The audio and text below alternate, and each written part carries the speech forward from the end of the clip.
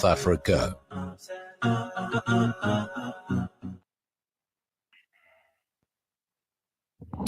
Welcome back to Boycott for Justice. This is the podcast series where we empower South Africans to take a meaningful action against the ongoing genocide and occupation of Gaza by exposing those complicit in human rights violations. I'm your host, Salailo Makudir, and as always, I'll be joined by Roshan, the coordinator of the SAPDS Coalition. And this is the second episode of hashtag Boycott for Justice. And in this episode, we'll be shining a light on the deliberate destruction of Gaza's education system, a crime many are calling scholasticide. I think this is a term that I just learned recently, and I think Roshan will just unpack a bit on it. And then we'll also be discussing academic boycotts, the broader impact of the academic boycott as a powerful tool in global fight against apartheid and occupation, and how it directly supports scholars and students in Gaza. Education is a right, not a privilege, and through academic boycotts, we can challenge the systems that perpetuate the oppression. Roshan, thank you so much for joining us. Welcome to Salam Media. This is our second edition or second episode of this podcast series that we've started, hashtag Boycott for Justice. Yes, thanks for inviting us again and for putting on this series, because it's important to look at all the different aspects of BDS. And in today's episode, we'll be focusing on academics. And when my producer Nasreen was just giving me the brief of what are some of the things we'll be discussing, there's a phrase or a new word that just jumped at me, and I would like you to maybe unpack it for us and just make me and maybe the broader audience to try and understand it a bit better. Scholasticide. What is that? What does it mean? Am I even saying it right? Is it a term that's always been there, or is one that just evolved and it is one that came out because of a need of the ongoing genocide and what the current events in Gaza? Yes, I mean, I think we've seen that all the universities in Gaza have been bombed, mostly destroyed. And again, still we're seeing almost daily targeting of the bombing of schools, the UNRWA schools, which now are not even functioning properly as schools, but functioning as shelters, because as we know, I mean, what's happening in the north of Gaza right now is just unbelievable. The way that, the Palestinians are having to move all of the time in a constant search for some kind of safety, not that there is anywhere safe now in Gaza. But it's important to note that the targeting of education and of schools and universities is a long-term assault on Palestinian education by the apartheid Israeli state. And in fact, it was a Palestinian academic, Karma Nabulsi, who coined the term scholasticide. And she says it's to describe the scholasticide. That's how you say it. I think so, scholasticide. Yes. I hope so. All right. But she says it's to describe the systematic destruction of Palestinian education by Israel to counter a tradition of Palestinian learning. And that tradition reflected the role and power of education in an occupied society in which freedom of thought posits possibilities, opens horizons, and contrasts sharply with the apartheid wall, the shackling checkpoints, and the choking prisons. And so this idea of how important education has been in Palestine as a site of resistance in and of itself, even prior to the devastation of the education system in Gaza since the start of the genocide. So I think it's a term that's really appropriate to use now, because it does describe the ongoing, constant attempts to end resistance, through education, through scholarship, through in every site. Every site is a site of struggle, in effect. No, I think it's a very, very interesting and I think very relevant term. And I think, one that a lot of us need to know a bit more on. But just moving swiftly right along, I want us to focus now on academic boycotts. Just first and foremost, what an academic boycott involves and why is it such a critical part of the broader BDS strategy? Yes, I mean, in fact, the call for academic boycotts predated slightly the BDS call. And we've seen, still now, or at least in particularly in America, but it quickly spread across Europe and all parts of the world, including in South Africa, students demanding that their universities disclose their funding, make sure that they are not complicit in any way, that they are not getting funding or having relationships with Israeli universities, specifically because universities in Israel are part of the whole military machine, the military university machine, if you like. They are in themselves complicit institutions in the Zionist project, let alone the current genocide. And I think in South Africa, we should note that our universities have been really backwards and slow in adopting academic boycotts.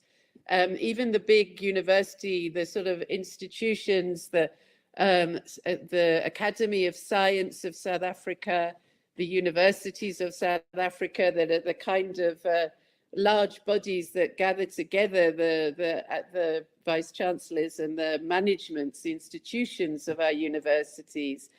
Last year, they have still refused to take a stand, in fact, but last year there was over 1,000 signatures from South African academics calling on both these bodies to take a clear stand on against the genocide and on the side of social justice, but neither of them have joined the call yet, let alone called for a ceasefire or for opening channels of humanitarian aid or solidarity with Palestinian university scholars and students. And in saying that the universities have all been destroyed, of course, we know the horrific numbers of academics, of scholars and students and children, learners at schools that have been killed. So, it's quite shocking, I think, that neither of these leading organizations of our universities have taken a stand.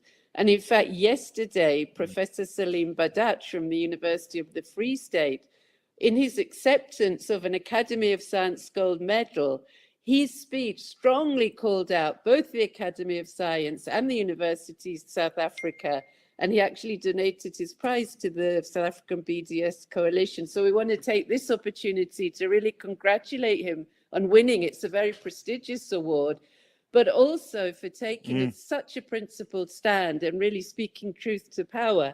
And let's hope that this pressure on our university bodies continues. But having said that, individual universities have taken a stand. And I think at the moment there are 6 universities that have passed resolutions, mostly including academic boycotts: University of Fort Hare, Western Cape, Nelson Mandela University, UNISA, University of Venda, UCT has taken a resolution, and there's hopefully soon Rhodes and University of Pretoria will do so. And they've adopted resolutions in the main committing to institutionally ending all ties and relationships, even though there might be a price to pay, because we know that there may be donors that no longer wish to fund certain programs and projects. But also there's this notion that you're going to lose funding, which should never be a reason, when there's not even a concrete example that you can cite, to not take a stand at the moment.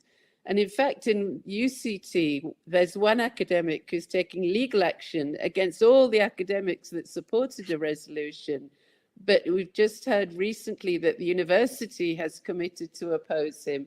And also all the colleagues in his department have also opposed his stance. But I mean, imagine taking a legal action against people calling for an academic boycott resolution. It's really shocking. But I think it shows there's still those, in senior positions in academia, 30 years into democracy, who can't take a stand against apartheid and settler colonialism and genocide.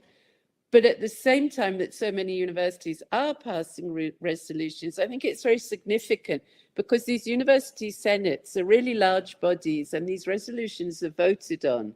So it does require people to really mobilize ahead in different ways. There have been various different ways on different campuses alongside of Palestine Solidarity student groups, because they really have to mobilize support if they're going to win a vote. So it's also quite hopeful that there are people who are not maybe activists in the solidarity world, but who are, when it comes to it, prepared to take a stand. Particularly people, academics in our universities who should be, at the forefront of championing freedom of speech and ensuring they're not complicit in a genocide. No, definitely. Just two quick questions before we wrap up, Roshan. Number one, what do you say to critics who argue that academic boycotts may hinder collaboration and dialogue between Israeli and Palestinian scholars? How do you respond to those concerns? That's number one. Number two, which South African universities still need to be put under pressure, to have them cut academic ties with Israeli institutions or pro-Israeli institutions, and how can the average man and woman go about helping in putting that pressure? Well, I think in terms of the universities, hopefully Rhodes University and University of Pretoria will be putting resolutions soon. I think at the University of Johannesburg, there's a huge effort to ensure that a resolution is taken in a proper manner. There have been some processes that have tried to hinder actually a proper accountable vote. And again, on those campuses, people are mobilizing, holding seminars, having a kind of protests, students, to be visible on the campus, to make it an issue, to make people aware. So I think the more we all put pressure generally, the more pressure is put on universities. But in terms of talking about dialogue, I mean, clearly you can't dialogue with a genocidal state. We're not anywhere at the point of dialogue at all. And of course, those relations with some of the, most amazing Israeli academics like Ilan Pappé, who are anti-Zionist academics, who are Israelis, but who are completely on the, in support of Palestinian self-determination, freedom and justice. They are at the forefront, in fact, globally, of academics speaking out for Palestine. No, definitely. And I think you put it well. We're going to leave it here for now for this episode of Boycott for Justice. Roshan, thank you so much. We'll be back again with you next week. Thanks very much. There we go. That was this week's edition of #Boycott for Justice, a very, very important podcast series where we try to empower you South Africans to make a meaningful action against the ongoing genocide and occupation of Gaza by exposing those complicit in human rights violations. And the focus this week was academic boycotts. And I think we learned quite an important phrase today, scholasticide. I hope I'm saying it right. It's a phrase that I'm going to be using quite often. And I think Roshan explained it very, very well, that what's currently happening with the targeting of Israeli universities and institutions of learning should be exactly that, scholasticide. So yeah, it's been another exciting edition of Boycott for Justice. I will be with you again next week. It's goodbye for now. We are here in the middle of a Zahra neighborhood. The whole neighborhood is already destroyed. More than 17 towers are down.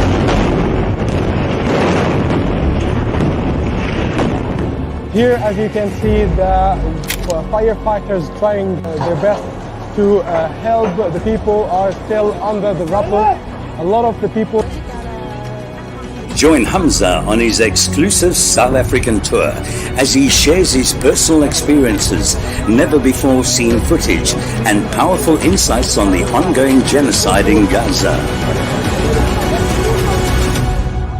This is more than just a talk. It's an invitation to witness Gaza through the lens of Hamza Sha'alan. Don't miss this opportunity to meet the photojournalist who brought Gaza's pain and perseverance to the world in its darkest moments. Follow Salam Media on social media pages for more.